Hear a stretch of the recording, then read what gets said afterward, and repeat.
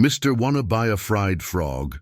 This poor little 4-year-old asks a millionaire, but he's moved and asks, "Do you want to be my daughter?" Comment what you think will happen.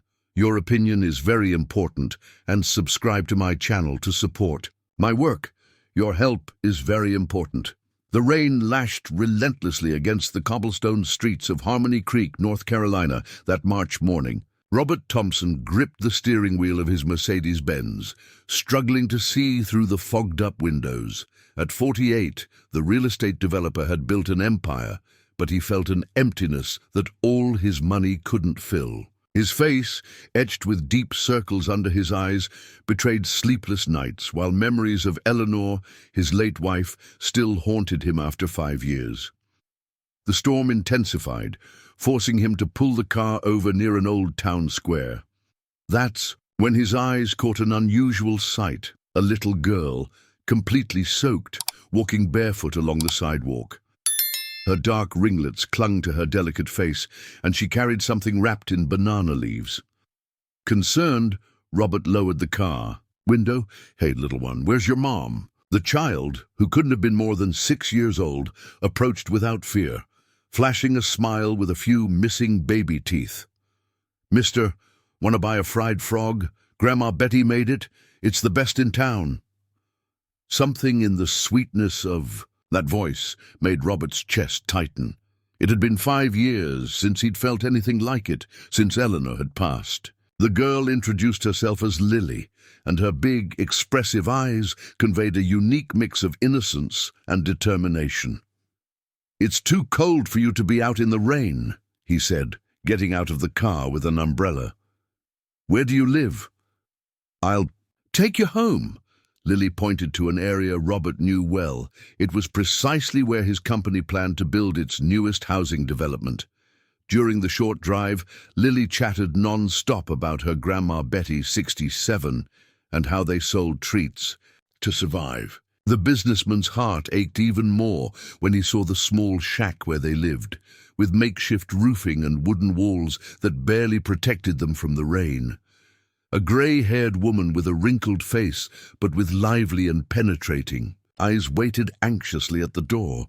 "Lily, honey, where have you been?" Upon seeing Robert, her expression changed instantly. He noticed how she leaned against the doorframe, as if needing support to stand. "Mrs. Betty?" Robert asked, feeling something familiar in that face. The elderly woman looked at him with an expression that mixed surprise and something else. Could it be resentment? You're the building man," she said, her voice trembling slightly. That's when Lily innocently pulled a piece of paper from her little wet bag. It was a drawing, done in pencil, that made Robert freeze. A house by the sea, with details so precise they seemed impossible for a child that age. Even more impossible was the fact that it was the exact representation of the beach house where he had grown up, hundreds of miles away. "Where did you see this house?" he asked, his voice failing. Before Lily could answer, Betty snatched the drawing from her hands, crumpling it nervously. "She has a very active imagination," the grandmother said hurriedly. "Now get inside, girl. You need to dry off." Robert watched as Betty swayed slightly as she turned, and how her breathing seemed heavy. Something was wrong, very wrong, and for some inexplicable reason he felt he couldn't just leave. "Mrs. Betty," he called out, "I think we need to talk." The elderly woman stopped, still with her back to him. "I met your granddaughter by chance today, but this drawing—" He hesitated. How could she possibly know? Betty turned slowly, her eyes now welling up. "Some things are best left unasked, Mr. Thompson. You're already going to cause enough suffering for us when you tear down our home. You don't need to pretend you care." At that moment, thunder cracked across the sky, and Lily screamed, frightened, running into her grandmother's arms. Betty stumbled with the impact, and Robert rushed to support her. When their hands touched, she looked him in the eye and whispered something that would change everything. "Eleanor was right about you. I just don't know if it was about the before or the after." The name of his late wife on that woman's lips made Robert's world spin. How did she know Eleanor? And why had Lily drawn his childhood home with such precision? At that moment, under the torrential rain of Harmony Creek, Robert Thompson didn't know that his life was about to be turned completely upside down, and that this seemingly casual encounter would unearth secrets he never imagined existed. The mention of Eleanor's name made Robert insist on entering the small shack, despite Betty's initial resistance.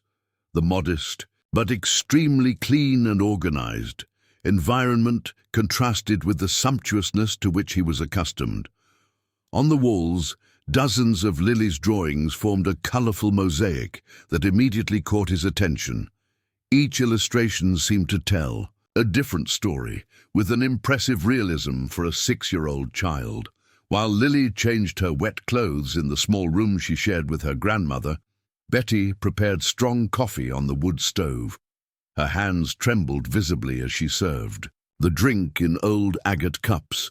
The businessman noticed how she had to sit down quickly, placing her hand on her chest discreetly. "You're not feeling well," Robert stated, not as a question but as an observation. Betty looked away, focusing on the rain that was still falling through the cracked window. "It's just old age," she replied, but her panting breath betrayed something more serious. "How did you know my wife?" Robert asked directly, holding his cup tightly. The silence that followed was heavy, broken only by the sound of the rain and Lily's light footsteps in the next room. "Eleanor was like an angel," Betty finally replied, her voice choked with emotion. "She coordinated the Craftswomen's Association here in the neighborhood. I made lace, and she always said my pieces were the most beautiful." The elderly woman paused, breathing with difficulty. "But that was before." "Before what?" Robert pressed, feeling that there was much more to that story. At that moment, Lily returned to the room, wearing a simple but clean little dress. Her curls were still damp, and she was carrying more drawings. "Mister, want to see my special collection?"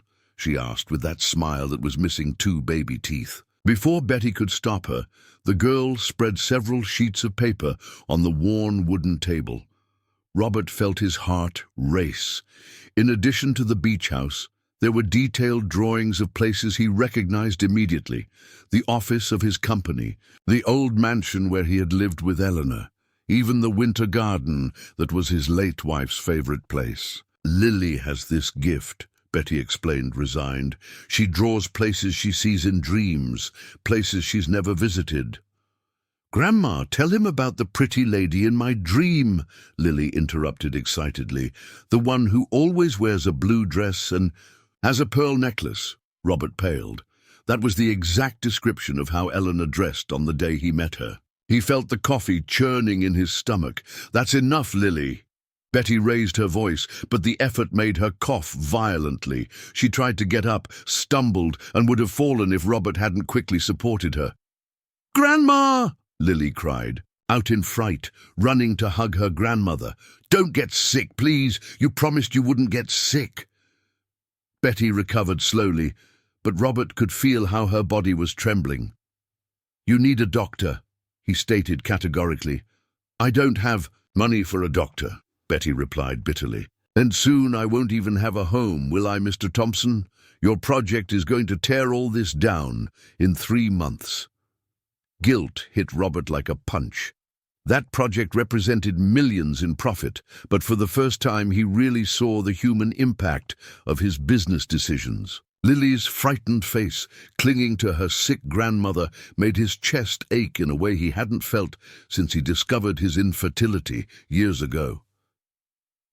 "I'm going to help," he heard himself say, surprising himself. "I'm going to take you to the best cardiologist in the city right now." "I don't need your charity," Betty protested, but her weak voice betrayed her resistance. "It's not charity," Robert replied firmly. "It's the least I can do after—" He hesitated, looking at the drawings on the table. "After everything." That's when his eyes caught something that had escaped him before. In one of Lily's drawings, Partially hidden under the others was the image of a woman who looked extraordinarily like Eleanor, sitting on a park bench, talking to Betty. In the hands of the woman in the drawing was a folder with papers, and in the corner of the sheet, Lily had written in her childish handwriting, "The Lady in Blue's Secret." Robert picked up the drawing with trembling hands. "What secret?" he asked, his voice almost a whisper. Betty closed her eyes, as if making a difficult decision. "You weren't the only one with secrets in your house, Mr. Thompson. Eleanor discovered something. Something about your business dealings. She came to visit me not just because of the lace." Before she could continue, Betty was interrupted by a loud knock on the door. Through the window, Robert saw his personal assistant Susan standing, in the rain with a furious expression. "Robert, I finally found you. You've missed 3 important meetings today. What are you doing in this place?" The businessman saw how Lily cowered at the woman's aggressive tone, and how Betty seemed momentarily terrified. There was something else going on here, something he needed to find out. But at that moment, his priority was clear. "Susan, reschedule all the meetings," he ordered, his voice brooking. No argument. "Mrs. Betty needs urgent medical attention, but Robert, the luxury residences project." "I said, reschedule the meetings," he cut her off sharply. Turning to Betty and Lily, he softened his tone. "We're going to the hospital now, and afterwards you're going to tell me exactly what Eleanor discovered." What he didn't realize, as he helped Betty to her feet, was the look of pure hatred that Susan cast at little Lily, nor how his personal assistant discreetly photographed the drawings scattered on the table with her cell phone before leaving quickly in the rain. St. Luke's Hospital, the largest private medical center in Harmony Creek, had never received a patient as reluctant as Betty. Even with her labored breathing and pale face, the elderly woman protested at every step, while Robert practically carried her through the white and aseptic corridors. Lily held tightly to her grandmother's hand, her little eyes wide with the equipment and people in white coats hurrying past. After a series of emergency tests, Dr. David Miller's diagnosis was devastating. Betty suffered from severe heart failure, exacerbated by the lack of proper treatment. "You'll need surgery," explained the doctor, adjusting his gold-rimmed glasses. "And the sooner the better." "I can't afford it," Betty replied dryly, avoiding looking at Robert. "I'll pay for it," the businessman stated without hesitation. "All the treatment." While Betty was hospitalized for stabilization, Robert arranged for Lily to be cared for by Mary, an old employee of his mansion whom he trusted completely. The little girl, however, only agreed to leave the hospital after making a new drawing. This time, it showed her grandmother smiling, sitting in a rocking chair on a flowered porch. "That's how it's going to be when she gets better," Lily declared with the innocent certainty of children, handing the drawing to Robert. "You'll see." In the construction company's office, Susan waited for Robert with an enigmatic expression. On her desk, a red folder caught his attention. "We need to talk," she said, locking the door as soon as he entered. "About that old woman and the girl."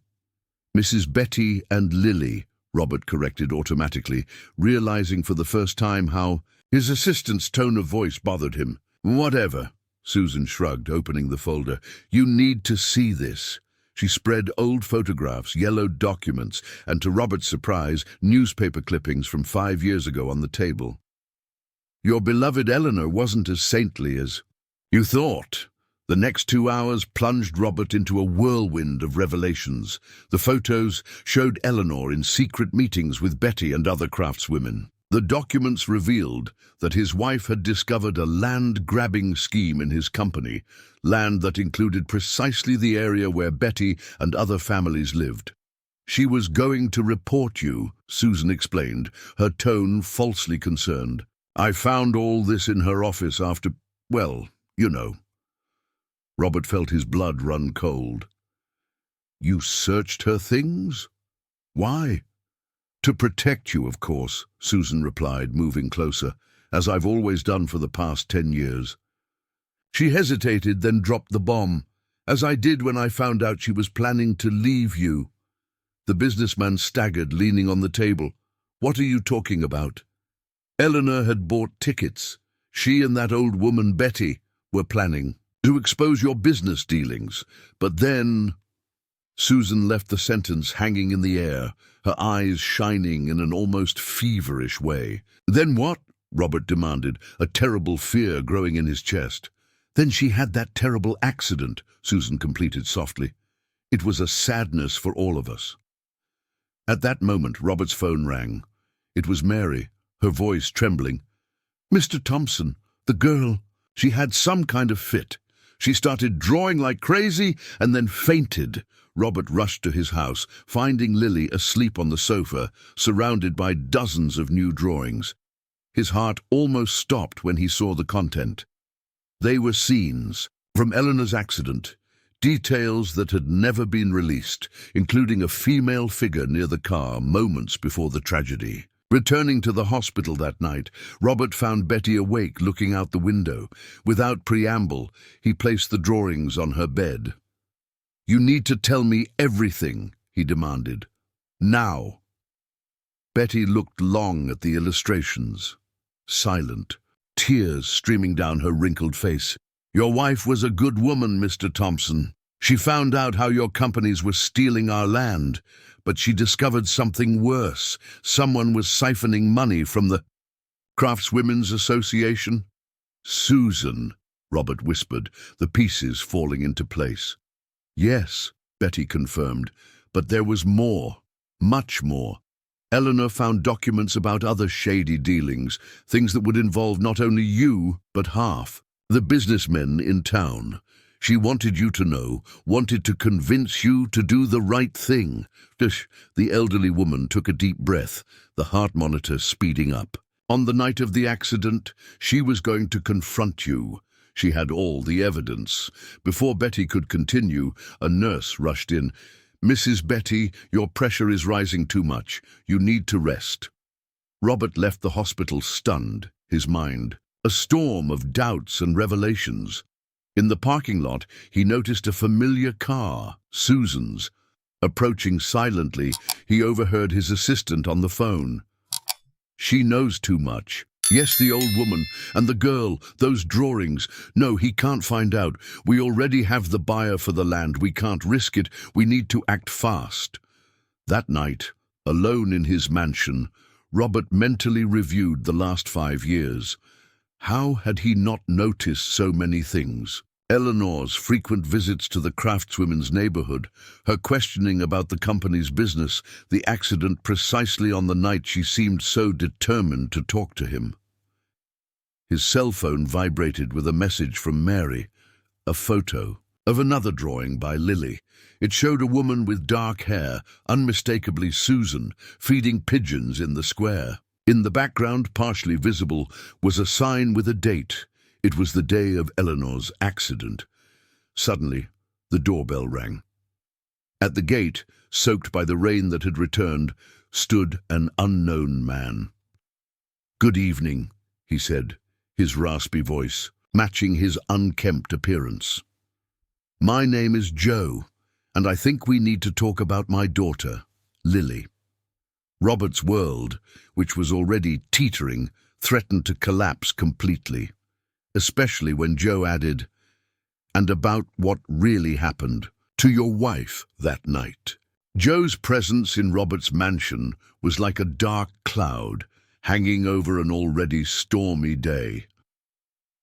Sitting on the Italian leather sofa in the main room, his wet clothes staining the expensive upholstery, the man seemed out of place, and yet, strangely, at ease, as if he knew he held something valuable in his hands. "Lily isn't my biological daughter," Joe revealed bluntly, his small eyes studying Robert's every reaction. "I registered her to help a girl who worked for you folks a long time ago. Claire was her name." The businessman felt his heart race. Claire. That name provoked a distant memory, like an almost forgotten dream. "Continue," he ordered, pouring himself a shot of whiskey to calm his nerves. The girl worked at your beach house, there in Seabreeze. She was Betty's niece, Joe continued, a crooked smile playing on his lips. But you must already know that, right? After all, that summer of 17. Robert almost dropped the glass. The summer of 2017, 3 months before he met Eleanor. He had isolated himself at the beach house after discovering his infertility news that at the time seemed to have destroyed all his dreams of starting a family. Claire was a pretty girl, Joe continued, his voice now filled with calculated malice. Worked as a temporary cleaner, but she had a special gift for drawing, just like the daughter. At that moment, Robert's phone rang. It was Mary again. Mr. Thompson, the girl woke up screaming. She made another drawing. You need to see it. Send it by photo, he instructed, his eyes never leaving Joe. Seconds later, the image arrived. It was a drawing of the beach house, but from an impossible angle. It showed the interior of the main bedroom, with details that only someone who had been there could know. In the center of the drawing, a young woman with curly hair held a drawing pad, sitting in the old green armchair that had belonged to Robert's mother. How much? Robert asked abruptly, staring at Joe. Excuse me? How much do you want to disappear? To leave Lily alone? Joe laughed, a harsh and unpleasant sound. You don't understand. I didn't come here for money. Well, not just for money. I came because your friend, that Susan, contacted me. Robert's blood ran cold. Before he could answer, his cell phone vibrated with a message. It was a photo from the hospital. Betty had worsened and was in the ICU. Your assistant is a very dedicated woman, Joe continued, visibly enjoying the businessman's discomfort. Told me all about how she protected you all these years, how she made sure certain documents never came to light, how she helped organize that little problem with your late wife's car. Robert stood up abruptly, his mind working a mile a minute. Joe's words, Lily's drawings, the revelations about Eleanor, everything was starting to form a terrible picture. But you know what's most interesting? Joe continued, also standing up. Susan didn't know about Claire, didn't know that after she passed in Lily's birth, she left a diary that Betty kept all these years, waiting for the right moment. The businessman staggered to his desk, leaning on it. Where's that diary? Ah, that's the most beautiful part of the story, Joe smiled. It's with your precious assistant. She just found it, hidden in an old box in Betty's shack. While you're here talking to me, she's reading every page, every detail of that summer in Seabreeze. At that moment, another cell phone rang, Joe's. He answered, listened for a few seconds, and his face changed. What do you mean the girl is gone? Robert was already grabbing his keys when Mary called again in a panic. Mr. Thompson! Lily! She saw something in the newspaper about the demolition of the neighborhood tomorrow and ran away. Said she was going to save Grandma's house. The businessman ran to his car, the rain returning with force. On the way to Betty's neighborhood, his hands trembled on the wheel. Memories of that summer in Seabreeze began to emerge.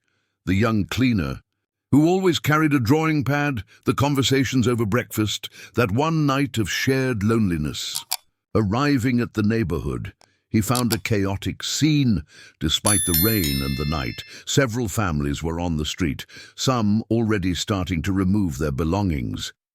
In the midst of the confusion, Susan was coordinating a team of workers who were beginning to position machinery. What's going on? Robert demanded, approaching her. Just following your orders, honey, Susan replied with false sweetness, showing a document with his signature. The demolition was brought forward. To tonight, your orders, remember? I never... Oh, you did sign it, she cut him off, her eyes shining with triumph. Along with that stack of documents I gave you yesterday, you were so worried about your soap opera with the sick old woman that you didn't even read it, did you? That's when a scream cut through the night. Someone had seen Lily entering Betty's shack. Stop the machines, Robert ordered, running towards the house. But it was too late. One of the tractors, operated by someone who clearly wasn't expecting his arrival, had already hit one of the main walls. The sound of wood creaking was deafening. "Lily!" he shouted, his heart almost stopping when he saw the girl's small silhouette through the broken window. She was holding something in her hands. It looked like an old notebook. "Uncle Robert!" she shouted back. "I found my mum's diary. I found—" The rest of her sentence was interrupted by the terrible sound of more wood breaking. Robert ran into the shack, ignoring the warning shouts of the people around him.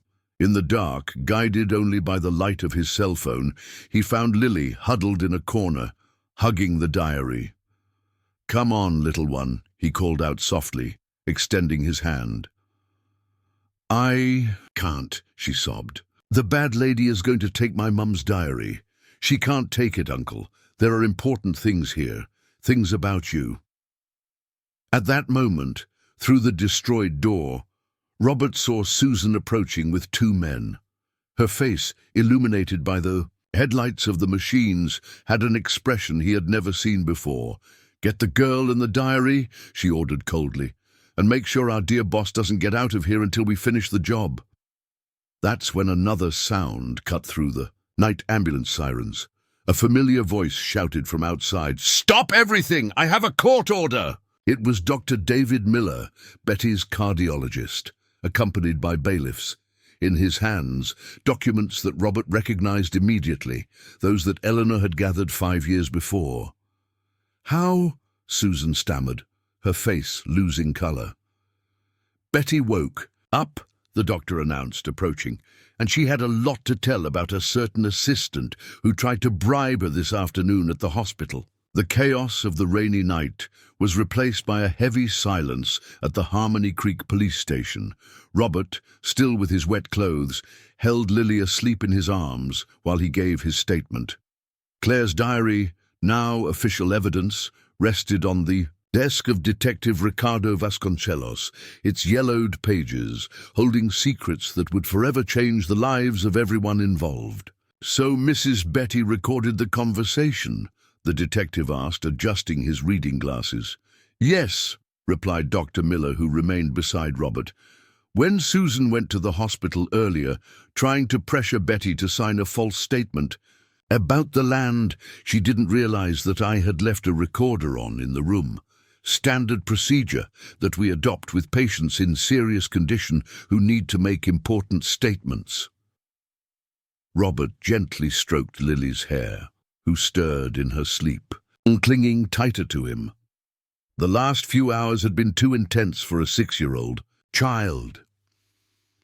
"But there's more," continued the doctor, taking a brown envelope from his briefcase. "Betty not only kept Claire's diary all these years, she kept safe other documents, including the originals that Eleanor had gathered about the construction company's illegal activities." The businessman closed his eyes, painful memories flooding his mind.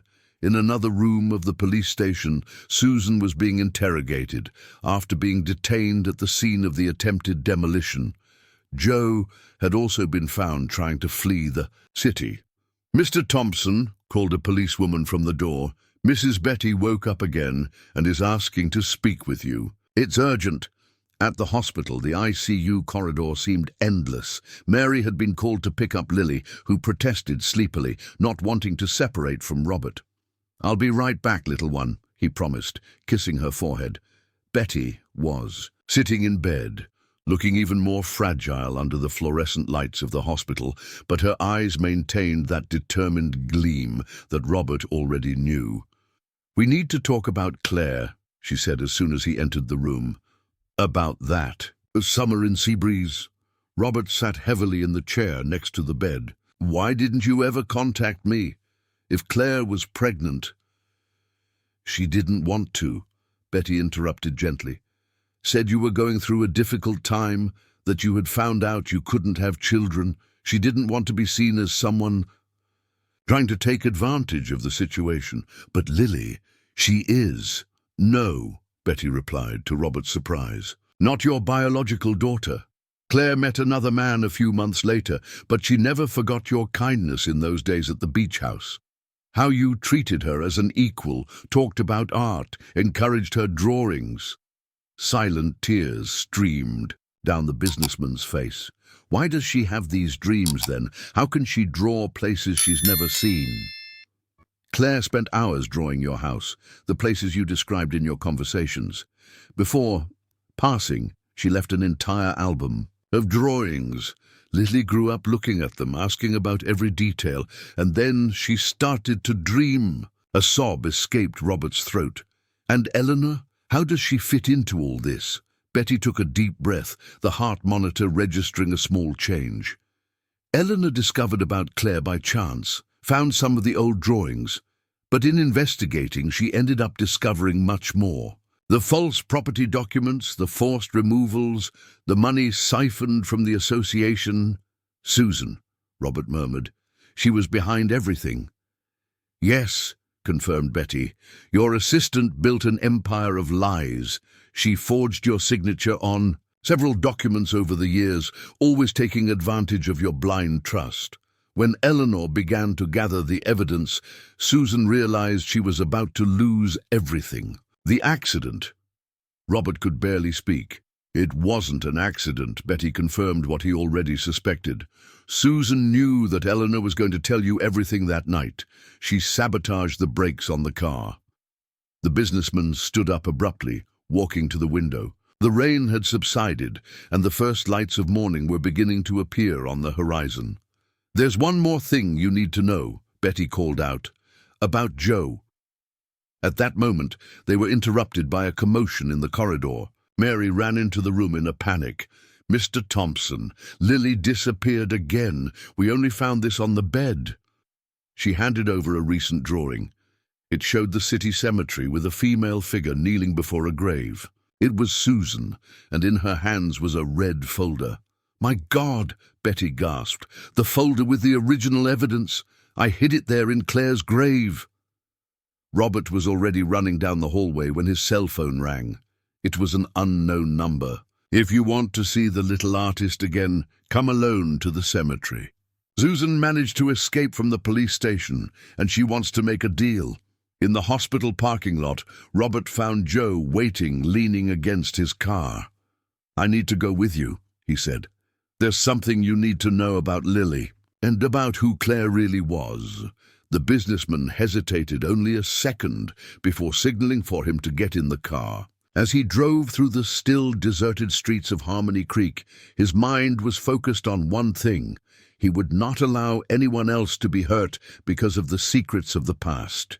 What he didn't know was that, at that very moment, Lily wasn't. At the cemetery, the little girl had followed another of her dreams, one that had led her to Eleanor's old house, and there, in the dusty office that had remained untouched for 5 years, she had just found something that would change everything. A letter addressed to Robert, written by Eleanor on the night of her departure, revealing an even more surprising truth about Claire and Lily's true identity. The old Thompson mansion cast long shadows on the neglected garden when Robert braked sharply in front of the rusty gates. Beside him, Joe let out a muffled exclamation. "How did you know she'd be here?" asked the businessman, his hands still gripping the steering wheel tightly. "Because this is where it all started," replied Joe, his normally rough face softened by an expression of sadness. "This is where Claire met her real family." Before Robert could question him, a movement on the porch caught his attention. Lily was there, sitting on the front steps, holding some papers. Upon seeing the car, she showed no surprise. It was as if she had been expecting them. "Uncle Robert," she called out as they approached, her small voice carrying an impressive maturity. "For her 6 years, the lady in blue left a letter for you." The businessman sat down beside her, his legs trembling.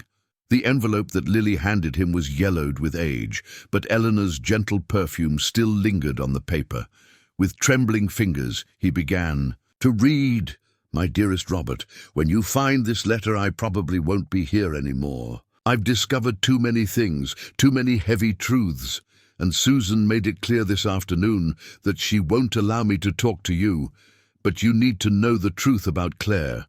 She wasn't just a temporary cleaner in our beach house. Claire was my sister. Yes, my younger sister, who was given up for adoption when she was born. Our mother, very young and unmarried, had no choice at the time. I discovered this 6 years ago when I started investigating my origins. I found Claire, already working as a cleaner, and I decided not to tell her anything immediately. I wanted to get to know her first, to understand who she was. That's when I realized that she had met you in Seabreeze months before we met. Fate has such ironies. My lost sister fell in love with the man who would become my husband, but she left without saying anything respecting your pain after discovering your infertility. Claire was pregnant when we got married, Robert, not by you, but by a brief relationship she had later.